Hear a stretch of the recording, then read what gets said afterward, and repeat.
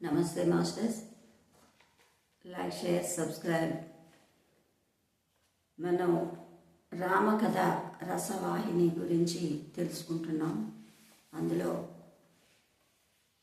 రాముని తాలూకా బాల్యం ఎలాంటిది అని చెప్పి రాముని జననం, శ్రీరామ జననం గురించి తెలుసుకుంటున్నాం. Okay masters. 10 దినములు గడిచెను. అయోధ్య పట్టణమును అత్యంత రమణీయముగా అలంకరించి గంధర్వులు గానం చేయుచున్నారా అన్నట్టు ఎటు చూసినను అతి రమ్యమైన గానము గాలిలో లీనమై దేశమంతటియు వ్యాపించుచున్నదా అన్నట్టు వినిపించెను. వీధుల్లో పరిమళ ద్రవ్యములు చల్లగా దొడిగిరి. అయోధ్య నగరము జనులచే కిక్కిరిసిపోయెను. పండితులు, ఋషులు మాత్రమే అంతఃపురం ప్రవేశించిరి. మిగిలిన రాజుల ప్రజలు తగిన వసతులు ఏర్పరిచి రాజభవనమునకు ముందు భాగమున అందరూ ఆసీనులగుట తగిన పందిర్లు వేసి ఉండుట చేత అందులో చేరి నామకరణ వైభవమును తిలకించుచుండిరి. ఇంతలో దర్బారు హాలునకు మంగళవాద్యములతో, బ్రాహ్మణ స్వస్తి వాచకములతో సుమంగళులు శుభవచనములు పలుకుచుండా కౌసల్య, సుమిత్ర, కైకేయి తమ బిడ్డలను పొత్తిళ్లలో ఉంచుకొని ఒకరి వెనక ఒకరు వరుసగా వచ్చుచుండా ఆ 3 తల్లులు బ్రహ్మ, విష్ణు, మహేశ్వరులు బాలరూపంలో బాహ్యలోకమును ఎత్తుకొని వచ్చు దేవతా స్త్రీల వలె కనిపించిరి. వారి ఆనందము, తేజస్సు వర్ణనాతీతము. ప్రజలు వారిని చూడగానే జేజేలు చెప్పిరి. స్త్రీలు మంగళహారతులెత్తిరి. 3 ఉన్నతాసనములుగా తగినట్టుగా సిద్ధం చేసి ఉండిరి. అందులో మొదట కౌసల్య, తర్వాత సుమిత్ర, తర్వాత కైకేయి ఆసీనులైరి. కౌసల్య కుడిపక్క దశరథుడు ఆసీనుడయ్యను. కౌసల్య కుడిపక్కన దశరథుడు ఆసీనుడయ్యను. బ్రాహ్మణులు మంత్రములు ప్రారంభించిరి. ఒకవైపు హోమములు మొదలుపెట్టిరి. బంగారు పళ్ళెంతో బియ్యం పోసి వాటిపై మెత్తటి వస్త్రములు పరిచి అందులో పిల్లలను పరుండబెట్టి వశిష్ఠుల వారి ఎదుట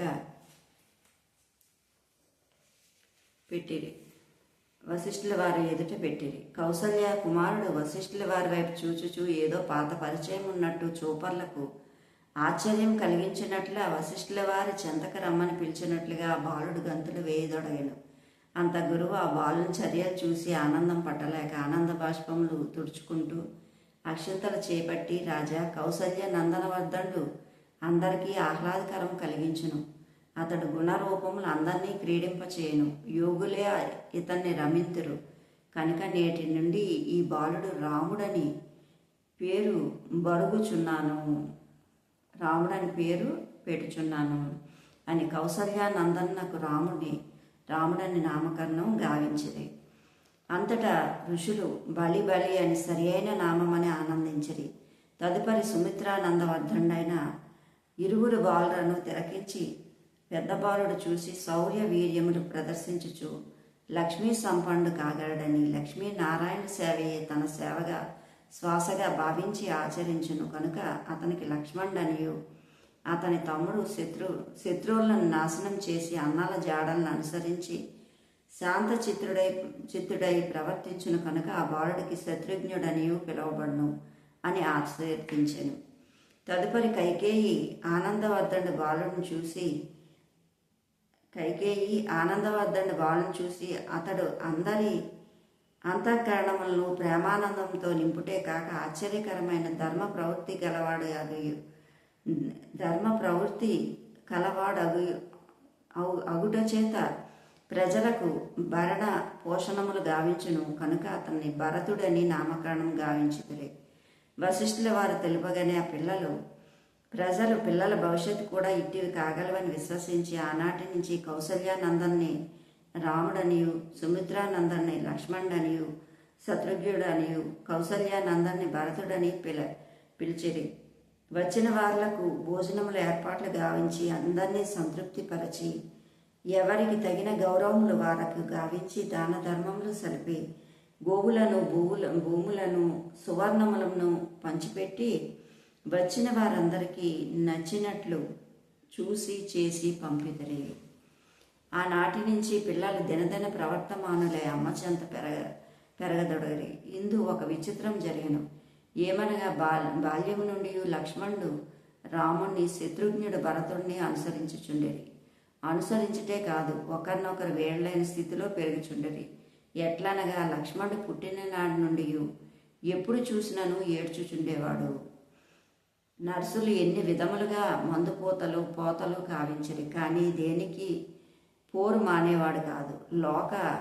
లోన ఎట్టి బాధ కలదో అని అనేక వైద్యములు చేసిరి. ఆ బాధ వైద్యములతో పోయేది కాదని తలచి ఒకనాడు సుమిత్ర గురువుగారికి నమస్కరించి, స్వామి, పుట్టింది మొదలు లక్ష్మణుడు ఎందుకనో అతిగా ఏడ్చుచున్నాడు. అందుకు తగిన వైద్యములు ఎన్నియూ చేసిదిరి, కానీ దినదినము ఏడుపు అవుచున్నదే కానీ తగ్గుట లేదు. పాలు కూడా సరిగ్గా తాగుట లేదు, నిద్ర కూడా లేదు. ఈ రీతిగా ఉండిన బిడ్డ అభివృద్ధి ఎట్లు గావించును, దీనికి కారణం తెలిపి ఆశీర్వదించుడు అని చెప్పి వివరంగా తెలుపగా, వశిష్ఠుల వారు ఆలోచించి, రాణి, అతని బాధ వేరు, మీరు చేయి వైద్యం వేరు. ఆ ఆరాటం మానవులు గుర్తించుటకు వీలు కానిది. అతనికి దేహ సంబంధమైన బాధలేమీ లేవు. నేను చెప్పినట్లు చేయము. ఈ క్షణం నుండి ఆ బాలుడు ఏడుపు మాని సుఖంగా ఆడుకొన్ను. ఇప్పుడే ఆ బాలను తీసుకుపోయి కౌసల్యానందడైన రాముని పక్కలో పరుండబెట్టుము. దీనికి ఇదియే దివ్య ఔషధము అని ఆశీర్వదించి వెళ్ళాను. ఆ మాటలు విని సుమిత్ర ఏడుపు తగ్గినా చాలును ఆనందంతో కూడుకుని కుమారుని తీసుకొని కౌసల్యానందడైన రాముడి పడకపై పక్కనే పరుండబెట్టాను. ఆ నిమిషం నుండి లక్ష్మణుడు ఏడుపు మాయమయ్యాను. నవ్వులు ఆటలు ప్రారంభమయ్యాను. చూసి వాళ్లకు గొప్ప ఆశ్చర్యం కలిగించాను. ఇంతకు పూర్వం నీటికి దూరమైన చేప ఏ విధంగా తప్పించునో అటుల తప్పించిన లక్ష్మణుడు ఇప్పుడు నీటికి చేరిన చేప తోక తిప్పి విచ్చలవిడిగా ఆడినట్లుగానే రాముల చెంత తన కాళ్ళు చేతులు కొట్టుకొంచు కేకలు వేయచు రామ సన్నిధిని ఆనందమును గోలుచు ఆడుచు హాయిగా నున్నాడు. ఇది ఇట్లుండగా శత్రుఘ్నుడు ఆనాటి నుంచి పాలు త్రాగలేదు. విచారంగా ఆడుట కానీ కదులుట కానీ చేయక చాలా బలహీనంగా కనిపించుచుండ సుమిత్ర అదిరిపడి గురువులు వారిని రప్పించి కారణం తెలుపగోరెను. వశిష్ఠుల వారి చిరునవ్వులతో, అమ్మా, మీ పిల్లలు సామాన్యులు కారు. వారి జన్మలకు ఇవి లీలా నాటకాలు. శత్రుఘ్నుడు భరతుని పడకపై పరుండబెట్టాను. అతని నిత్య కర్మలను సక్రమంగా జరుగును, సంతోషంగా నుండును. దీనికి విచారించనక్కర్లేదని ఆశీర్వదించి వెళ్ళాను. సుమిత్ర అట్లు చేశాను. ఆనాటి నుండి లక్ష్మణుడు రాముని చెంత, శత్రుఘ్నుడు భరతుని చెంత పెరగజొచ్చేది. వారల ఆనందములకు అడ్డు లేదు, అభివృద్ధికి కొరత లేదు. దినదినము సూర్యకాంతిని వలె ప్రకాశంగా పెరుగుచుండేది. సుమిత్ర చేసినది లేక పిల్లలకి ఆనంద అభివృద్ధిలే తన ప్రాణ సమానంగా భావించడం చేత కౌసల్య దగ్గర కొంచెంసేపు, కైకేయి దగ్గర కొంచెంసేపు పిల్లలకు సేవలు చేసి అటు ఇటు తిరుగుతూ వాళ్ళకు తగిన సేవలు చేస్తూ పిల్లలకు దాసి వలె పనిచేయటే కాక తల్లి వలె మెలుగుటకు అవకాశం లేకపోయేది. ఇది నా గ్రహచారమని ఒకనాడు ఇటులు అనుకుంటే కారణమేమిటని ఏకాంతంగా గురువుల చెంతకు పోయి ప్రార్థించగా గురువు ఉన్నదన్నట్టు వినవించాను. అమ్మ, లక్ష్మణుడు రామ అంశ దగినవాడు, రామ అంశమందలివాడు.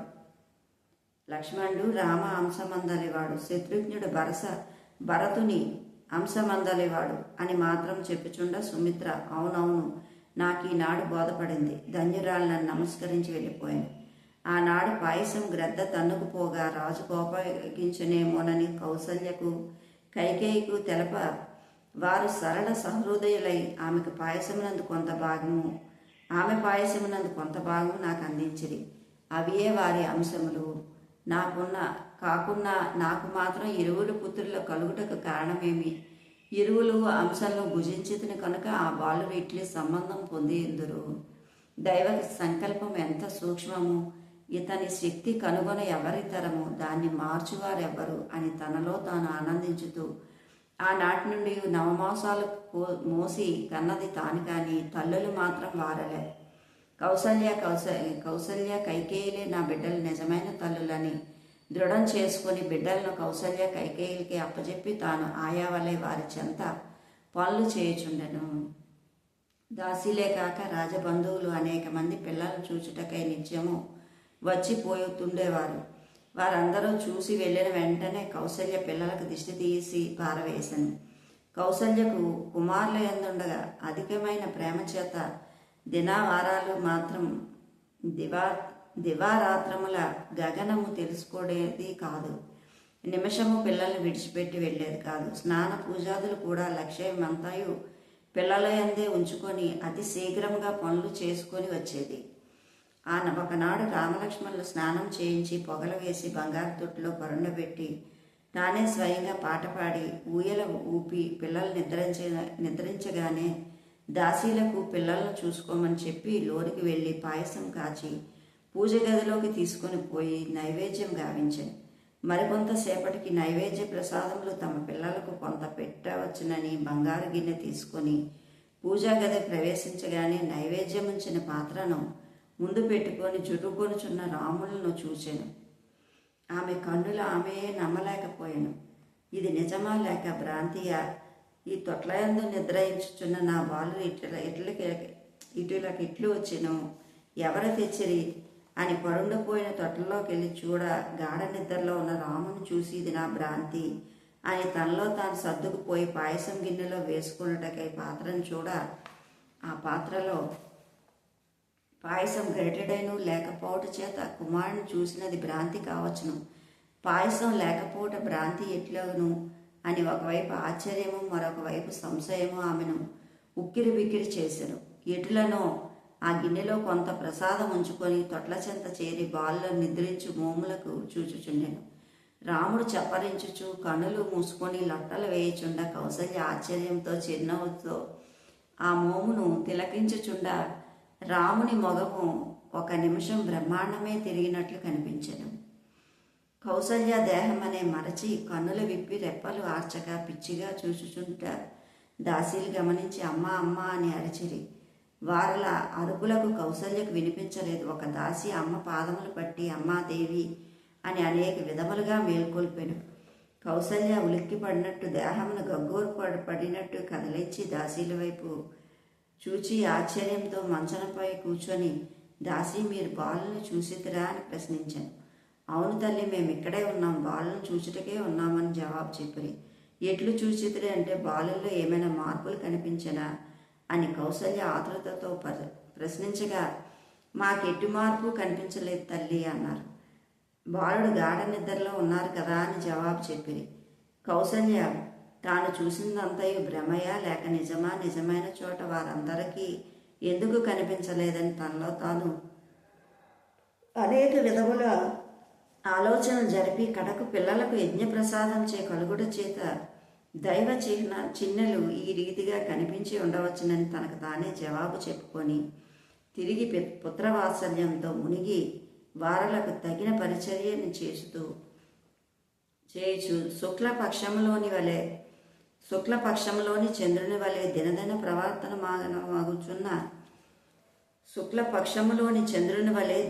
ప్రవర్తమానమగుచుండిన పుత్రులను చూచుచూ ముద్దాడుచూ తల నిమురుచూ బట్టలు సర్దుతూ ఆనందిస్తూ ఉండేది Kausalya. Okay masters, like, share, subscribe. Thank you. ప్రతిరోజు వాచ్ చేయండి రామకథ రసవాహిని. ఇందులో ఎన్నో అద్భుతమైన సంఘటనలు ఉన్నాయి, చోటు చేసుకున్నాయి, తెలియనివి. అందుకని ఈ సత్యసాయి బాబా రాసినవి కాబట్టి ఇది చాలా అద్భుతంగా ఉంది బుక్. ప్రతి ఒక్కరూ డైలీ వాచ్ చేయండి, లైక్ చేయండి, షేర్ చేయండి. Thank you.